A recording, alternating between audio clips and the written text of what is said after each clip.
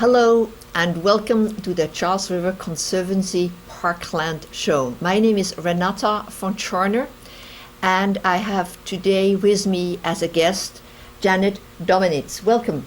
Thank you, Renata. It's great to be here.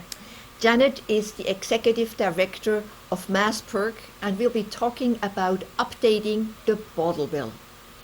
The bottle bill, how is that relevant to the Charles River and the Charles River Conservancy?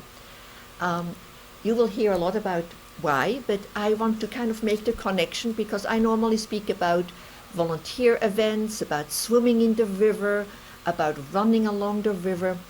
And where does the bottle bill come in?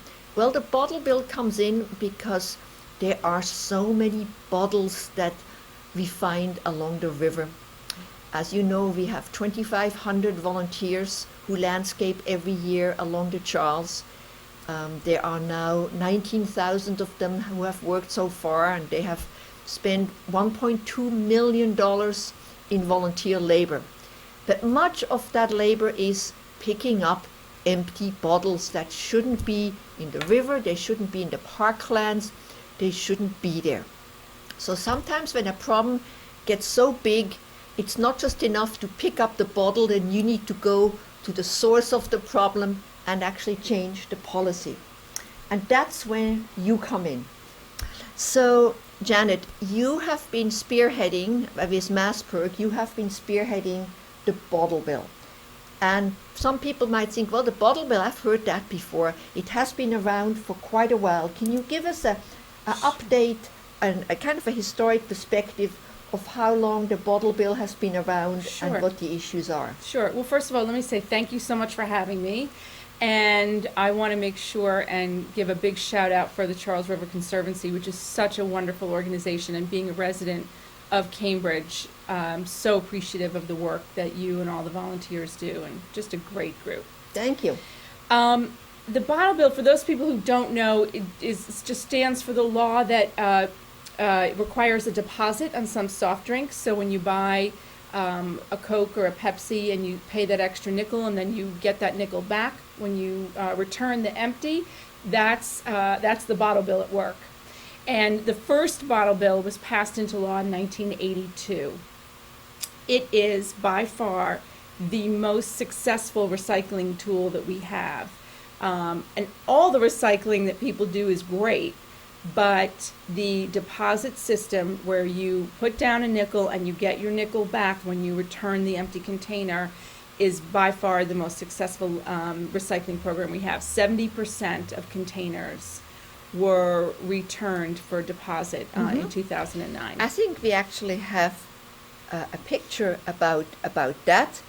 And I will show that, the bottle bill. So that's a bill that has been filed by former mayor of Cambridge and now State Representative Alice Wolf and Senator Cynthia Cream of Newton. And the reason that it's called, the bill is now called an update, when we filed the original bill, it only covered soft drinks because that was mostly what was on the shelves back then. Now we've been trying to get this update so that so much of what your volunteers are picking up, water bottles, sports drinks, iced teas, all these rather new types of beverages, they end up as litter because they don't have a deposit on them. And so that's why we're trying to pass this update to the bottle bill. All right. So here you'll see that 70% of the containers that are covered by the nickel deposit are redeemed. So people actually bring them back, get their deposit back. Another 10% are otherwise recycled in curbside or other recycling venues. So a total of 80% of containers with a deposit are redeemed or recycled, and only 20% end up in the trash, whether that's litter or in a landfill or in an incinerator. Only 20% of those containers end up as trash. It's almost exactly the opposite with containers that don't have a deposit. So like a water bottle, you know, the sports drinks, your peach flavored iced tea, 78% of those containers end up as litter and trash. And you know, a lot of people who watch the show may say, well, I would never you know, throw a bottle onto the ground or litter. that may be true, but these are statewide figures. These are from the Department of Environmental Protection. So this is what's happening to containers that don't have that deposit. Well, and I know from the Earth Day cleanup, when the Conservancy has anywhere from 600 to 800 people who do a lot of picking up of debris after the winter.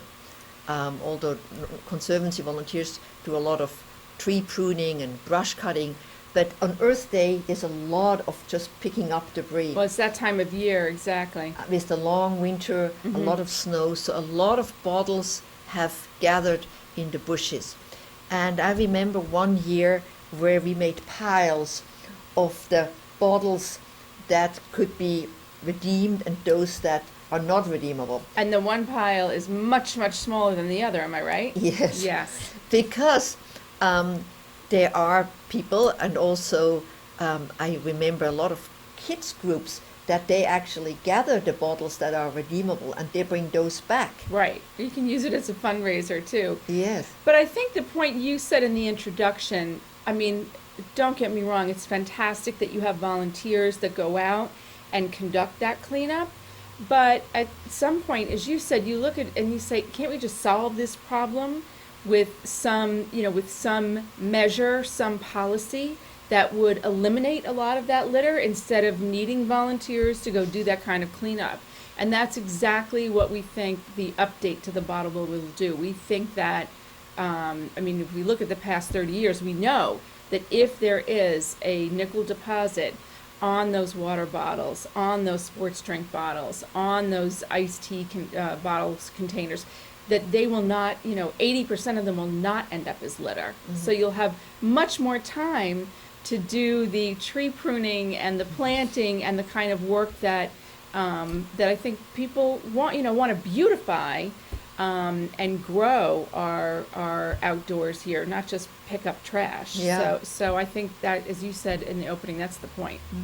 Now let's look at the size of that problem. I think you have a pretty dramatic picture here. Right. Tell us a little bit, give us a sense of the size of the bottles that we're talking about. Well, first of all, I want to say this picture that we're looking at is courtesy of the Sierra Club of Massachusetts, which is a key partner in the effort to pass the bottle bill, and they've been very creative about putting together some of the facts and figures, and they did this this graphic, which shows, if you say, well, 1 billion containers are being thrown away, it's hard to envision what that is, but we Sierra Club actually did the measurements, and the containers go way past the bleachers of Fenway, so they fill it up. That's how much trash we're generating every year. Every year. And what is that, in Massachusetts? Yeah, in Massachusetts, yes. Wow. Yeah. So this is this updated of the bottle bill. That's a statewide bill that is currently at the State House. Yeah, so we've been pushing it for several years now, and with the help of the Charles River Conservancy and the League of Women Voters and Mass Recycle and the Environmental League of Massachusetts and a number of really great organizations, we feel like this is the year. So we're really pushing hard. Yeah. So tell me a little bit more about, you have other nonprofit partners, but then you also have actually municipalities that support you. Yes, it's very exciting. Mass Recycle, an organization, started this effort a little over a year ago. They sent out resolutions to all 351 cities and towns around the state, asking them to pass a resolution in support of the bottle bill, because that kind of support is important. Even when you're in the legislature trying to pass a bill, a statewide bill, the elected officials want to see what do the people back home think. And so getting these city and town resolutions has been a very important part of the campaign. We are up to, when I left the office today, they've been coming in, we've been doing a big push this spring to get more. We're up to approximately 175. And So that's half. It's half. We're planning a press event with Mayor Menino and hopefully Mayor Marr and other supportive cities and towns early in May to show what kind of support there is at the grassroots level, town by town. And I want to point out that one of the reasons, I'm sure the cities and towns have a number of reasons for supporting the bottle bill, But one of the reasons that they support it is they don't all have the kind of volunteers that the Charles River Conservancy offers. And so they're spending on average $1 per resident per year in litter cleanup and disposal of this kind of trash. So for the city of Cambridge, we stand to save something around $110,000. I think we have 110,000 residents per year if this update passes in the litter and in the litter cleanup and the disposal costs. You know, it costs money to truck garbage and put it into an incinerator or a landfill. The city pays for that. So these are costs that will be avoided once the update is passed. And so I think cities and towns, you know, these days, especially with the economy as it is, every dollar means something to our municipalities. So that's been a great effort. Yeah. Well, there is a picture here. I'm not sure this is from the Charles River, but there are parts of the Charles River, particular areas that are hard to get to, that the Charles River cleanup boat can't get to on a regular basis, that end up looking like that. But I have a question for you. I remember when Representative Alice Wolf spoke at the State House, she always kind of has this point of the win-win-win. Right. And so there is also economic win. I mean, it's one is saving money, but isn't there also something coming back to the municipalities? Yes. Well, if the update passes, it will just enhance a fund which was established with the original bottle bill. If you go back to that chart from previously where I said 70% are redeemed. So that means 30% are not redeemed. Now, certainly we would like people to get their nickel back, and we encourage everybody to do that, but it's never going to work perfectly. It's never going to be 100%, even if that figure went up. The nickels that are not redeemed go into the general fund of the Commonwealth. In our bill that we're proposing, those nickels would go to a special fund in the Department of Environmental Protection that would be directed to cities and towns to help them do recycling, environmental preservation, other kinds of environmental benefits. So in our bill, we established that it's called the Clean Environment Fund, and that's where the unclaimed nickels would go. So we certainly encourage people to get their nickels back, but not everybody will, and so we want to have an effective place for that money to go. So these funds that of unclaimed bottles, they could be used for street cleaning or all kind of. Or are they specified of what they'd be used for? Yeah, in up until 2002, the Clean Environment Fund was dismantled by Governor Romney back in the early 2000s.